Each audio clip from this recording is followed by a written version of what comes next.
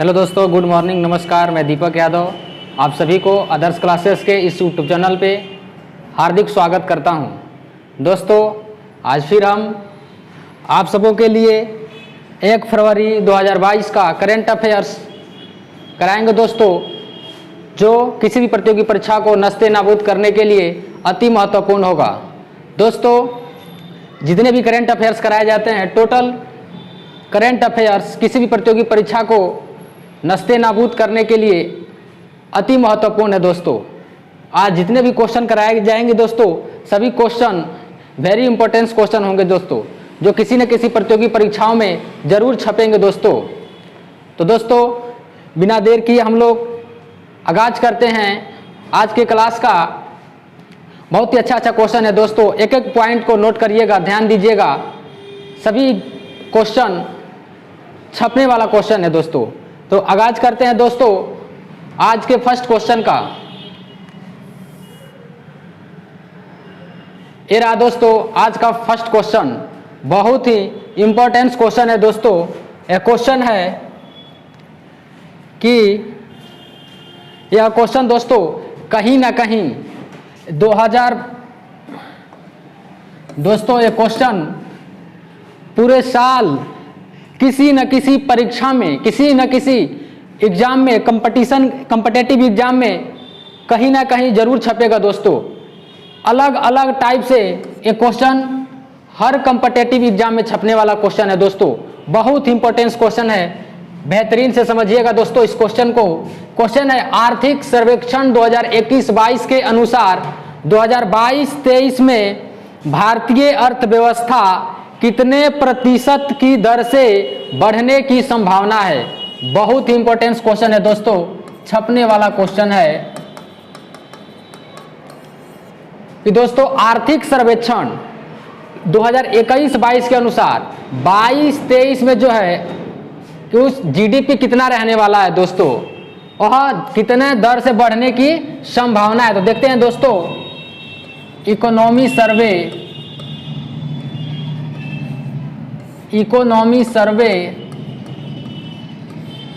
2022-23 दोस्तों कब लागू हुआ? तो दोस्तों अभी कल ही लागू हुआ है। इकोनॉमी सर्वे जारी किया गया 31 जनवरी 2022 को। 31 जनवरी 2022 को दोस्तों यह जारी किया गया। किसके द्वारा दोस्तों? तो इकोनॉमी सर्वे, आर्थिक सर्वेक्षण के द्वारा। आर्थिक सर्वेक्षण 31 जनवरी को आर्थिक सर्वेक्षण दोस्तों 31 जनवरी 2022 को क्या हुआ? जारी हुआ। देखते हैं दोस्तों इसको जारी कौन किया? तो दोस्तों जारी वित्त मंत्रालय के द्वारा होता है। किसके द्वारा? तो वित्त मंत्रालय के द्वारा जारी किया जाता है। किसके द्वारा दोस्तों? तो वित्त मंत्रालय के द्वारा जारी किया जाता है। और देखते हैं तैयार कौन करता है दोस्तों इसको? तो दोस्तों तैयार किया जाता है दोस्तों मुख्य आर्थिक सलाहकार के द्वारा। मुख्य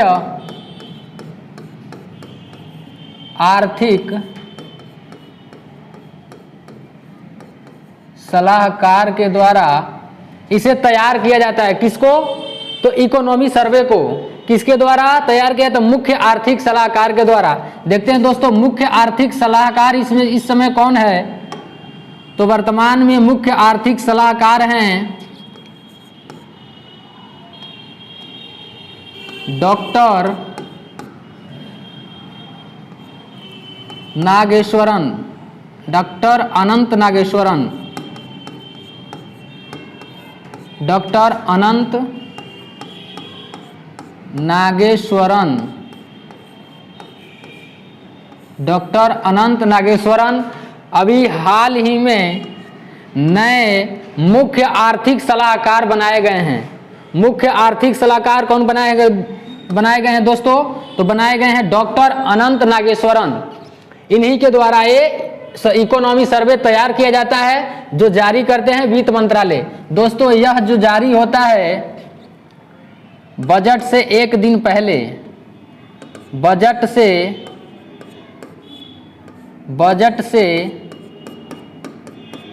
एक दिन पहले जारी होता है, बजट से एक दिन पहले इसको क्या किया जाता है दोस्तों? तो बजट से एक दिन पहले जारी किया जाता है। जारी हुआ 31 जनवरी 2022 को, बजट से एक दिन पहले जारी किया जाता है। जारी कौन करता है? तो वित्त मंत्रालय। तैयार कौन करता है? तो मुख्य आर्थिक सलाहकार। मुख्य आर्थिक सलाहकार कौन है? तो डॉक्टर अनंत नागेश्वरन। ये दोस्तों एक इकोनॉमी सर्वे, यह इससे क्या मतलब, इकोनॉमी सर्वे क्यों किया जाता है? तो दोस्तों इकोनॉमी सर्वे एक साल में, पिछले एक साल में जो बजट तैयार होता है, वो बजट में जो कहा जाता है उसी बजट को, पिछली एक साल में कही गई बातों को सर्वेक्षण करने के लिए इकोनॉमी सर्वे किया जाता है। दोस्तों पिछले एक साल में जो बजट पास हुआ था, उस बजट में क्या क्या कहा गया था, उसमें क्या कितने काम अधूरे रह गए हैं, कितने काम पूरे हुए हैं, उन्हीं को दोस्तों सर्वेक्षण करने के लिए इकोनॉमी सर्वे किया जाता है। दोस्तों आगे देखते हैं इकोनॉमी सर्वे में फिर, तो दोस्तों कितना है इकोनॉमी सर्वे? तो 22-23 के लिए दोस्तों इकोनॉमी सर्वे है 8 से 8.5%।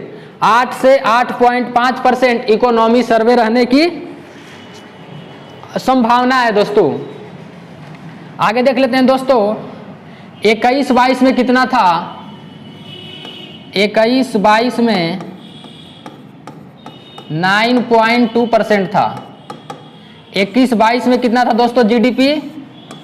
9.2%।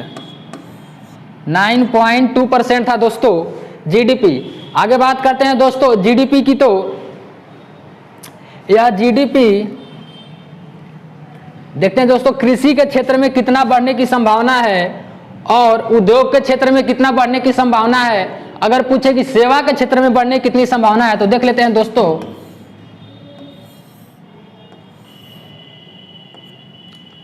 ये दोस्तों हो गया प्राइमरी सेक्टर,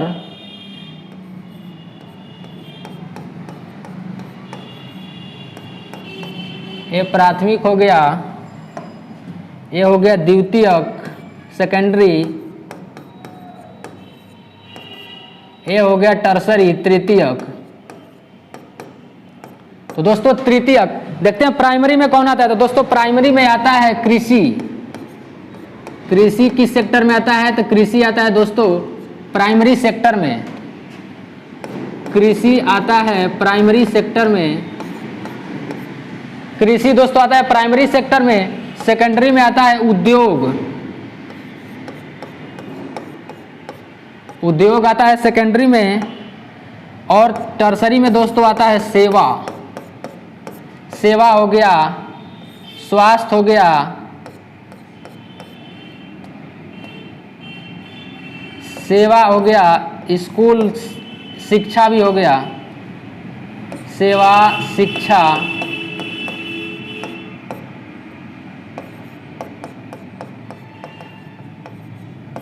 सेवा शिक्षा स्वास्थ्य सब कहाँ आता है दोस्तों? टर्शियरी में। तो देखते हैं दोस्तों कि प्राथमिक में जीडीपी कितने रहने वाला है। कृषि के क्षेत्र में जो जीडीपी रहने वाला है दोस्तों वह है 3.9%। 3.9% जीडीपी किसमें? तो एग्रीकल्चर में, कृषि में। और उद्योग में देखते हैं दोस्तों, तो उद्योग में जो है वह 11.2 कहाँ रहने वाला है जीडीपी? उद्योग में। देखते हैं दोस्तों कृषि में, सेवा क्षेत्र में, तो सेवा क्षेत्र में 8.2 रहने वाला है सेवा में। इसमें 8.2% दोस्तों कहाँ रहने वाला? तृतीय क्षेत्र यानी सेवा में 8.2%, उद्योग में 11.2%। और बात करते हैं दोस्तों कृषि में तो 3.9%। आगे देखते हैं दोस्तों, फिर देखते हैं कि जो फिजिकल डेफिसिट है, राजकोषीय घाटा, फिजिकल डेफिसिट, राजकोषीय घाटा,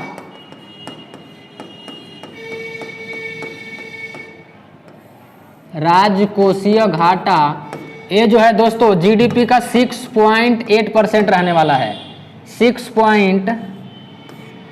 8%, ये 22-23 में, कब 2022-23 में जो है 2022-23 में दोस्तों फिजिकल डेफिसिट जीडीपी का 6.8% रहने का अनुमान लगाया गया है। आगे देखते हैं दोस्तों कि 2025 तक भारत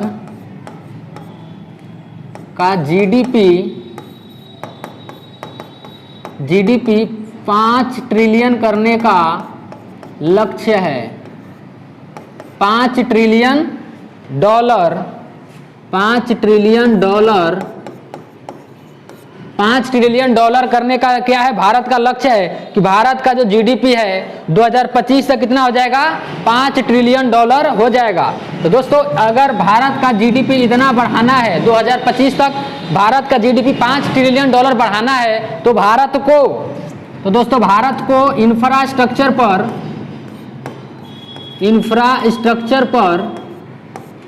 1.4 ट्रिलियन डॉलर खर्च करना पड़ेगा। ट्रिलियन डॉलर भारत को दोस्तों 1.4 ट्रिलियन डॉलर अगर भारत इंफ्रास्ट्रक्चर पे खर्च करता है तो भारत का जीडीपी 2025 तक 5 ट्रिलियन डॉलर हो जाएगा। दोस्तों बहुत ही इंपॉर्टेंट क्वेश्चन है, इस क्वेश्चन को एक एक पॉइंट नोट करिएगा, किसी न किसी प्रतियोगी परीक्षा में जरूर क्वेश्चन छपेगा दोस्तों। हर प्रतियोगी परीक्षा में बदल के क्वेश्चन छपेगा दोस्तों, इसलिए इसके हर एक पॉइंट को नोट करिएगा, समझिएगा। बढ़ते हैं दोस्तों अब नेक्स्ट क्वेश्चन पे।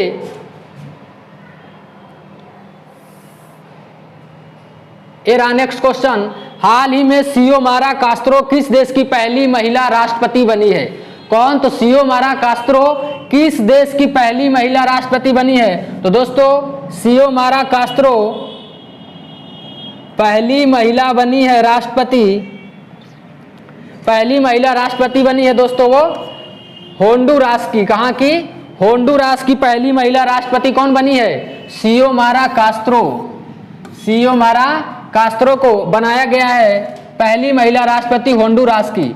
इन्हें 51% वोट मिला है, 51% इसे वोट मिला है दोस्तों। इनका जो शपथ था, उस शपथ में कमला हैरिस मौजूद थी, शामिल हुई थी। कमला हैरिस कौन है? तो दोस्तों उपराष्ट्रपति। कहाँ की? अमेरिका की। कौन सी नंबर की? तो 49वें नंबर की। वह कमला हैरिस सियोमारा कास्त्रो की शपथ में शामिल हुई थी। उन्हें 51% वोट मिला है। और सियोमारा कास्त्रो जब शपथ ली तो दोस्तों मादक पेय पदार्थों पर क्या कर दी? बैन लगा दी। मादक पेय पदार्थों पर बैन लगा दी थी। मादक पेय पदार्थों पर बैन लगा दी शपथ में, अपने शपथ जब ली पर बैन लगा दी। इसमें शामिल हुई थी, शपथ में कमला हैरिस। कमला हैरिस इसमें शामिल हुई थी दोस्तों। देख लेते हैं अल सल्वाडोर की भी पहली महिला राष्ट्रपति बनी है dame Sandra meson.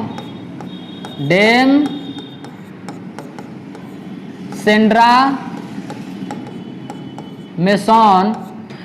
Sandra Mason जो है दोस्तों अल सल्वाडोर की पहली महिला राष्ट्रपति बनी है। ठीक है दोस्तों, अब बढ़ते हैं नेक्स्ट क्वेश्चन पे।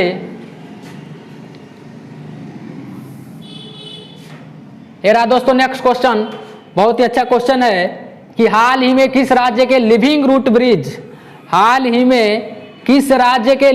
ब्रिज के लिए भारतीय प्राणी सर्वेक्षण zoological survey of India ZSI zoological survey of India ने यूनेस्को को विश्व धरोहर स्थल का टैग प्राप्त करने का दोस्तों मांग किया है। तो देखते हैं दोस्तों ZSI zoological survey of India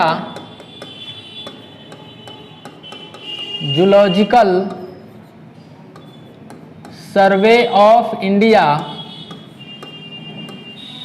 of India बात करते हैं दोस्तों जूलॉजिकल सर्वे ऑफ इंडिया की। तो इसकी अध्यक्ष हैं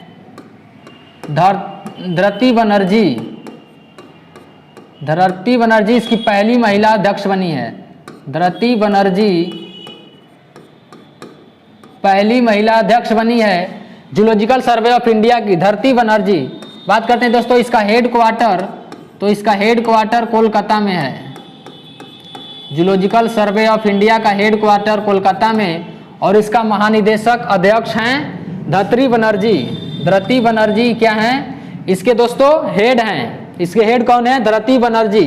देखते हैं दोस्तों, तो लिविंग रूट ब्रिज, यह लिविंग रूट जो ब्रिज है दोस्तों, यह रबड़ के पेड़ों को विस्तृत करने के लिए, रबड़ के पेड़ों को दोस्तों यूनेस्को में शामिल करने के लिए मांग किया गया है। किसको दोस्तों?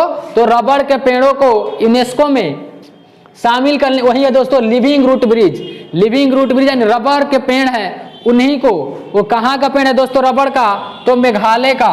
कहाँ का? मेघालय के लिविंग रूट ब्रिज यानी रबड़ के पेड़ों को दोस्तों विश्व यूनेस्को के विश्व धरोहर स्थल में शामिल करने के लिए मांग की गई है। तो दोस्तों वह लिविंग रूट ब्रिज की बात किया जाए, लिविंग रूट ब्रिज जो भारतीय प्राणी सर्वेक्षण ने विश्व धरोहर स्थल में जोड़ने की मांग की है, शामिल करने की मांग किया गया है दोस्तों, तो मेघालय के द्वारा। मेघालय के द्वारा कौन सा पेड़ है? तो रबड़ के पेड़ों को। अब बढ़ते हैं दोस्तों नेक्स्ट क्वेश्चन पे। एरा नेक्स्ट क्वेश्चन, हाल ही में कौन अकेले विमान उड़ाकर दुनिया का चक्कर काटने वाली सबसे कम उम्र की महिला बन गई है? बहुत ही अच्छा क्वेश्चन है दोस्तों, वेरी इंपॉर्टेंट क्वेश्चन है। कह रहा है दोस्तों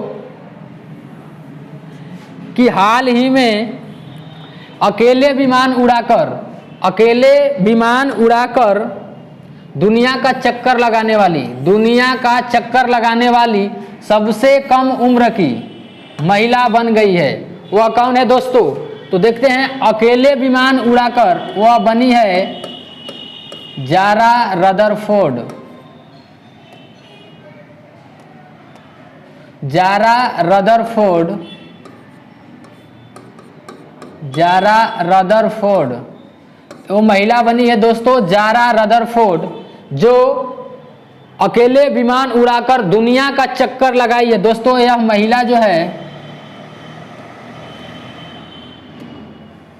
यह महिला बेल्जियम की है। कहाँ की दोस्तों? तो बेल्जियम की है। यह बेल्जियम की यह बेल्जियम की 19 वर्ष की है। यह बेल्जियम की दोस्तों है और इसका उम्र 19 वर्ष है। बेल्जियम की 19 वर्ष की है। कौन? जारा रदरफोर्ड, जो अकेले विमान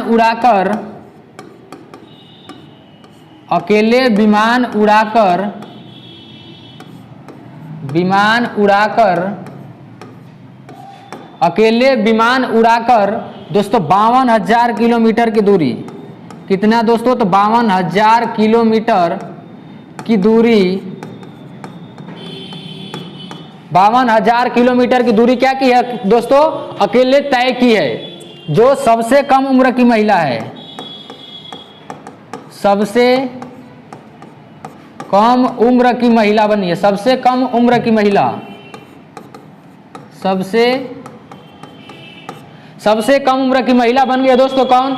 जारा रदरफोर्ड, जो बेल्जियम की रहने वाली है, 19 वर्ष की है और अकेले विमान उड़ाकर 52,000 किलोमीटर की दूरी तय की है और सबसे कम उम्र की है। तो दोस्तों इस क्वेश्चन का आंसर हो जाएगा जारा रदरफोर्ड। जारा रदरफोर्ड इस क्वेश्चन का आंसर होगा। अब दोस्तों आयशा मलिक तो पता ही होगा, सुप्रीम कोर्ट, पाकिस्तान के सुप्रीम कोर्ट की पहली महिला न्यायाधीश बनी है।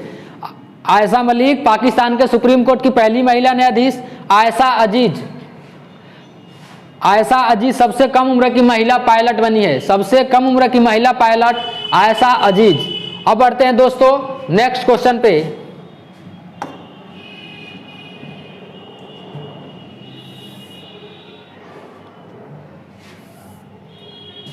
ये रहा नेक्स्ट क्वेश्चन दोस्तों, बहुत ही अच्छा क्वेश्चन है कि नेपच्यून स्ट्राइक, कौन सा स्ट्राइक? नेपच्यून स्ट्राइक 2022 समुद्री अभ्यास किस संगठन से संबंधित है? तो बात करते हैं नेपच्यून स्ट्राइक 2022। नेपच्यून स्ट्राइक 2022 की बात करते हैं दोस्तों कि यह किस संगठन से संबंधित है? तो दोस्तों जो नेपच्यून स्ट्राइक है वह नाटो से संबंधित है, वह नाटो से संबंधित है। किससे संबंधित है दोस्तों? तो नाटो से। देखते हैं नाटो क्या है दोस्तों। NATO north Atlantic north Atlantic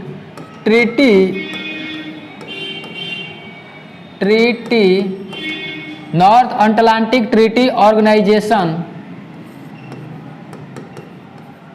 organisation बात करते हैं इसकी स्थापना की। तो दोस्तों इसकी स्थापना 1949 में होता है। नाटो की स्थापना 1949 में। देखते हैं दोस्तों इसके हेडक्वार्टर की,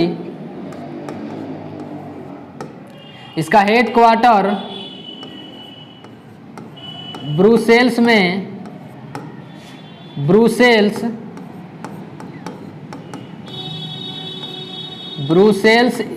इसका हेडक्वार्टर है। ब्रुसेल्स कहाँ की राजधानी? तो बेल्जियम की राजधानी है ब्रुसेल्स।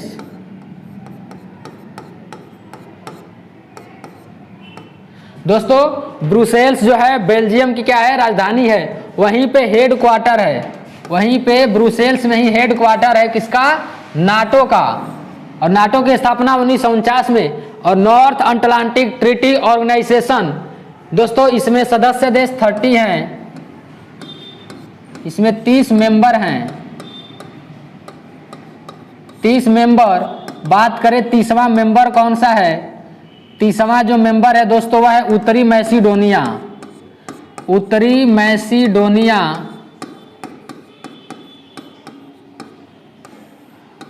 मैसिडोनिया जो है दोस्तों वह 30वां जो मेंबर है किसका? तो नाटो का। देखते हैं दोस्तों, और यह नाटो के द्वारा, इस क्वेश्चन का आंसर होगा नेपच्यून स्ट्राइक 2022। तो नाटो के द्वारा दोस्तों यह अभ्यास किया गया है। अब दोस्तों देखते हैं नेक्स्ट क्वेश्चन पे, बढ़ते हैं नेक्स्ट क्वेश्चन पे।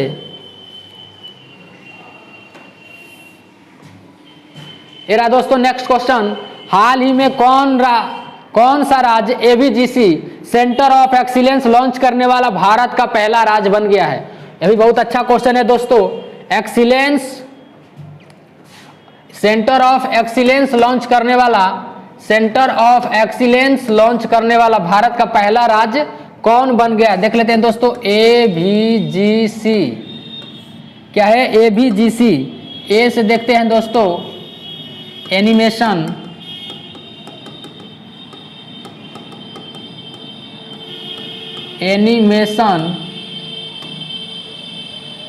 भी से देखते हैं दोस्तों विजुअल इफेक्ट, जी से देखते हैं ग्राफिक्स, सी से देखते हैं दोस्तों तो कॉमिक्स, ए से दोस्तों क्या होगा? एनिमेशन, बी से क्या होगा? विजुअल इफेक्ट, जी से होगा ग्राफिक्स, सी से कॉमिक्स। दोस्तों तो एबीजीसी यही रहा, एबीजीसी जो दोस्तों नवाचार और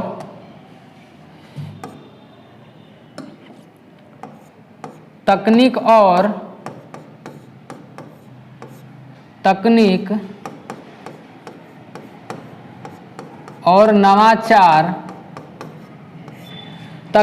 नवाचार के लिए दोस्तों यह दिया जाए, जो तकनीक और नवाचार के क्षेत्र में दोस्तों दिया जाता है एबीजीसी सेंटर ऑफ एक्सीलेंस लॉन्च।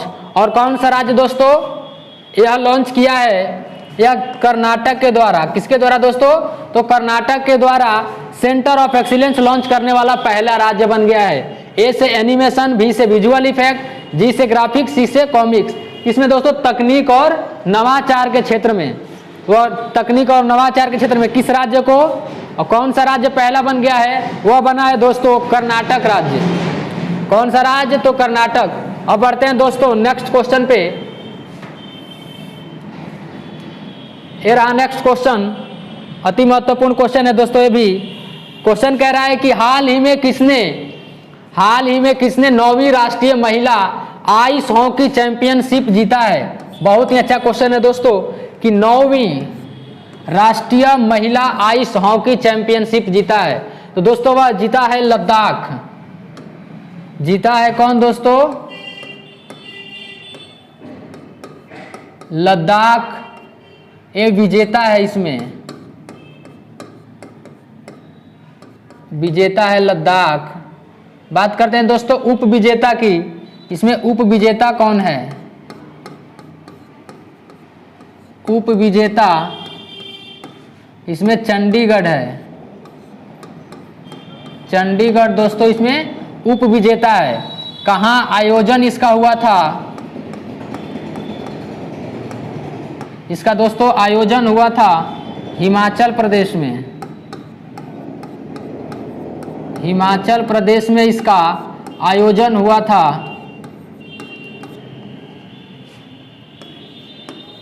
उद्घाटन की बात करें तो दोस्तों उद्घाटन जयराम ठाकुर किए थे।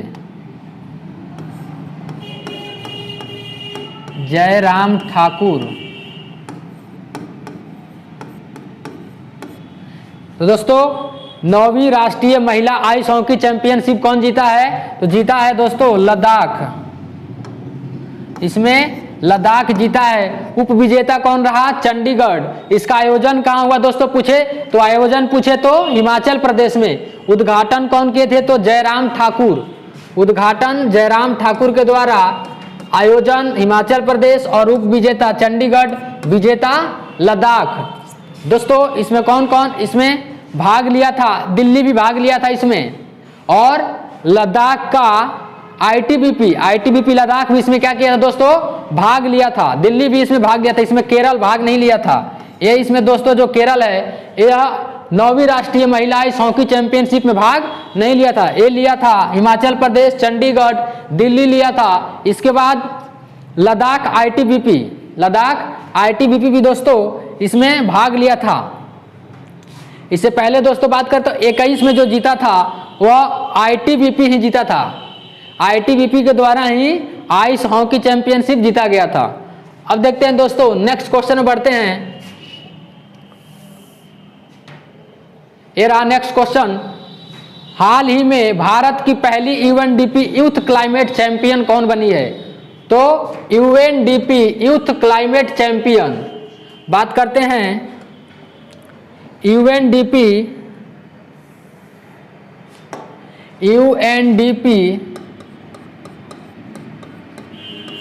देखते हैं दोस्तों पहले यूएनडीपी इसका मुख्यालय कहाँ? यूएनडीपी का मुख्यालय न्यूयॉर्क में है।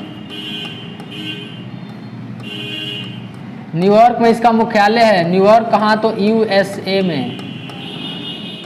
न्यूयॉर्क यूएसए में इसकी मुख्यालय है। दोस्तों बात करते हैं यूएनडीपी की यूथ क्लाइमेट। कौन सा दोस्तों? तो यूथ क्लाइमेट जो बनी है,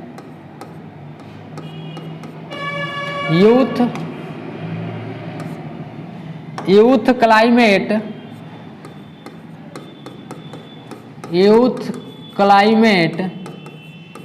चैंपियनशिप, यूथ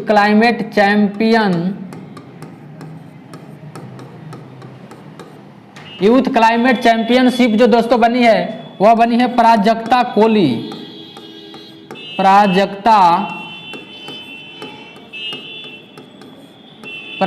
कोली को बनाया गया है। प्राजक्ता कोली को बनाया गया दोस्तों। यह सबसे युवा महिला, सबसे युवा है दोस्तों। बात करते हैं प्राजक्ता कोली की। तो दोस्तों जो प्राजक्ता कोली है इसको यूएनडीपी यूथ क्लाइमेट चैंपियनशिप बनाया गया दोस्तों। ये जो है क्यों बनाया गया है? तो दोस्तों इन्होंने मानसिक तनाव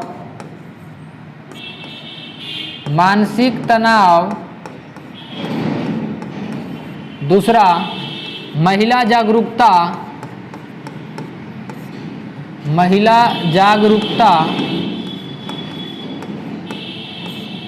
और तीसरा बालिका शिक्षा के क्षेत्र में बालिका शिक्षा। दोस्तों तो प्राजक्ता कोली को यूएनडीपी में यूथ क्लाइमेट चैंपियन बनाया गया। क्यों? तो दोस्तों इन्होंने मानसिक तनाव, महिला जागरूकता और बालिका शिक्षा के क्षेत्र में काम किया है। बालिका शिक्षा, महिला जागरूकता और मानसिक तनाव के क्षेत्र में काम किया दोस्तों, इसलिए इन्हें यूथ क्लाइमेट चैंपियन बनाया गया है। दोस्तों अब ये जो मेधा, तो इस क्वेश्चन का आंसर होगा दोस्तों प्राजक्ता कोली इस क्वेश्चन का आंसर होगा। मेधा पाटकर की दोस्तों बात करें तो मेधा पाटकर जो एक सामाजिक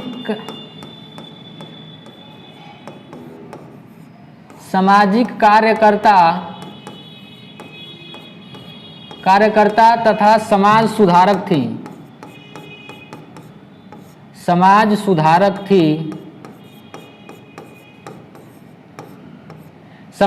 बात करते हैं दोस्तों नर्मदा बचाओ आंदोलन की शुरुआत किसने किया था? तो यही मेधा पाटकर के द्वारा ही नर्मदा बचाओ आंदोलन की शुरुआत की गई थी। तो इसको भी नोट कर लेते हैं, नर्मदा बचाओ आंदोलन। नर्मदा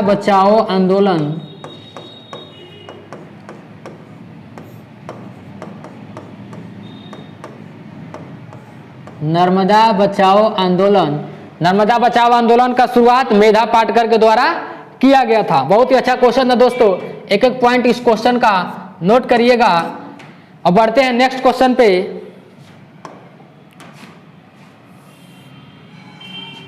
ये रहा नेक्स्ट क्वेश्चन दोस्तों कि जनवरी 2022 में भारतीय नौसेना ने तो भारतीय नौसेना ने किस देश के साथ बंगाल की खाड़ी में, किस खाड़ी में दोस्तों? तो बंगाल की खाड़ी में समुद्री साझेदारी अभ्यास किया है। समुद्री साझेदारी अभ्यास किया है दोस्तों। बहुत ही अच्छा क्वेश्चन है यह। किस देश के साथ बंगाल की खाड़ी में? कहाँ होगा दोस्तों? बंगाल की खाड़ी में। क्या? तो समुद्री साझेदारी। देख लेते हैं, बहुत ही अच्छा क्वेश्चन है दोस्तों। तो यह भारतीय नौसेना और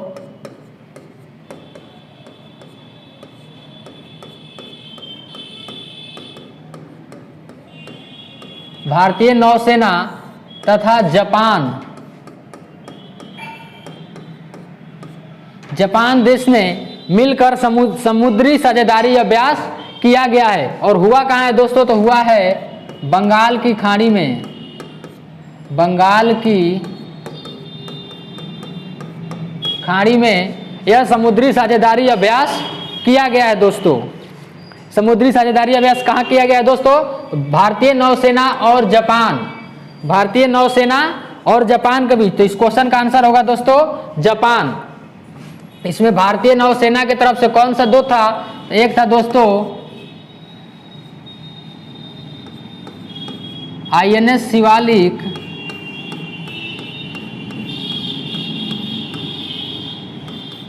और दूसरा था आईएनएस कदमत।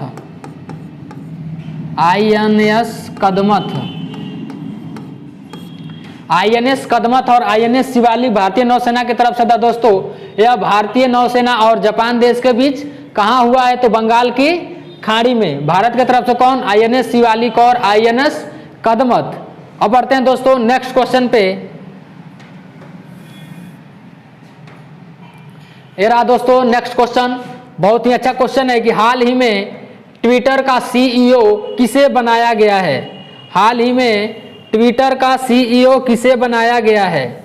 बहुत ही अच्छा क्वेश्चन है दोस्तों कि ट्विटर का सीईओ, बहुत ही अच्छा क्वेश्चन है दोस्तों कि ट्विटर का सीईओ किसे बनाया गया है?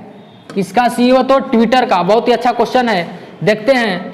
तो दोस्तों ट्विटर का सीईओ बनाया गया है पराग अग्रवाल को। किसको? पराग अग्रवाल को ट्विटर का सीईओ बनाया गया है पराग अग्रवाल को। तो दोस्तों बात करते हैं इसके पहले कौन थे, तो इसके पहले थे जैक डोरजी। जैक डोरजी जो थे, ये जैक डोरजी के स्थान पे बनाया गया है पराग अग्रवाल को, ये पहले थे, जैक डोरजी पहले थे। अगर क्वेश्चन पूछे दोस्तों कि पराग अग्रवाल से पहले किसके स्थान पे पराग अग्रवाल को ट्विटर का सीईओ बनाया गया है, तो दोस्तों जैक डोरजी के स्थान पे, किसके स्थान पे, तो जैक डोरजी। जैक डोरजी इसका क्या होगा दोस्तों, तो हाल ही में पराग अग्रवाल को, तो इस क्वेश्चन का आंसर होगा पराग अग्रवाल। पराग अग्रवाल को हाल ही में सीईओ बनाया गया है ट्विटर का। बात करते हैं इससे पहले तो जैक डोरजी। आगे देखते हैं एंडी जेसी। दोस्तों एंडी जेसी कौन है, तो अमेजन के सीईओ, अमेजन के सीईओ, अमेजन के सीईओ हैं दोस्तों एंडी जेसी। यह एंडी जेसी से पहले कौन था दोस्तों, तो एंडी जेसी से पहले था Jeff Bezos. Jeff Bezos,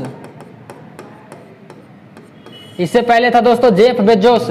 Jeff Bezos के जगह पे किसको बनाया गया, अमेजन का नया सीईओ एंडी जेसी को। ये देख रहे हैं दोस्तों गीता गोपीनाथ, तो गीता गोपीनाथ को आईएमएफ का एफडीएमडी बनाया गया है। आईएमएफ की एफडीएमडी, आईएमएफ की एफडीएमडी यानी अंतर्राष्ट्रीय मुद्रा कोष, इंटरनेशनल मॉनेटरी फंड, अंतर्राष्ट्रीय मुद्रा कोष की एफडीएमडी, एफडीएमडी बनाया गया दोस्तों किसको, गीता गोपीनाथ को। दोस्तों गीता गोपीनाथ को बनाया गया है आईएमएफ की फर्स्ट एफडीएमडी। देख लेते हैं दोस्तों गूगल का, तो गूगल का बनाया गया है सुंदर पिचई को, सुंदर पिचई। गूगल के क्या है दोस्तों, ये गूगल के सीईओ हैं सुंदर पिचई। माइक्रोसॉफ्ट का देख लेते हैं दोस्तों, माइक्रोसॉफ्ट का सीईओ हैं सत्य नडेला। सत्य नडेला किसके हैं दोस्तों, तो माइक्रोसॉफ्ट के हैं सत्य नडेला। अमेजन के हो गए Andy Jassy, Gita Gopinath, IMF की फर्स्ट एफडीएमडी, पराग अग्रवाल, ट्विटर के हो गए, और फेसबुक का दोस्तों बात किए तो मार्क जुकरबर्ग, और इसका देख लेते हैं एप्पल का, तो एप्पल के हैं दोस्तों टिम कुक। एप्पल का टिम कुक। अब इस क्वेश्चन का पूरा डिटेल रहा दोस्तों, फिर मिलेंगे नेक्स्ट क्लास में दोस्तों। अगर वीडियो अच्छा लगे दोस्तों, मज़ा आए इस वीडियो में, तो इस चैनल को दोस्तों सब्सक्राइब करिए, शेयर करिए और लाइक करिए। फिर मिलते हैं नेक्स्ट वीडियो में दोस्तों। जय